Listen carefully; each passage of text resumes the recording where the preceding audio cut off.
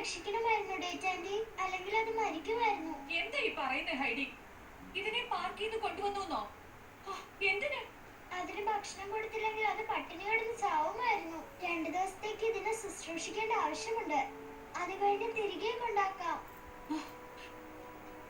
ഹൈഡി, ഇതൊന്നും ഇവിടെ ചെയ്യാൻ പറ്റില്ല.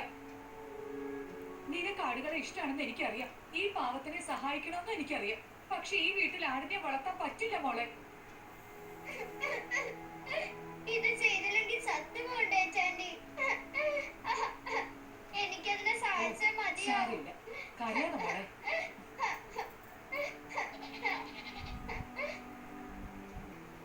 Thank you ഡേറ്റാൻഡി.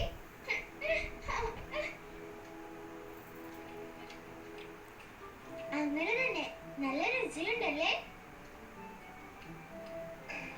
എല്ലാം കൊള്ളാം. പക്ഷെ റോട്ടൻമയ ഇതേക്കുറിച്ച് അറിയരുത്, മനസ്സിലായോ? പിന്നെ നിങ്ങളുടെ കാര്യം എപ്പോഴാണ് പറയുന്നത്? ഇപ്പോഴല്ല, ഞങ്ങള് പറയുമ്പോ മാത്രം.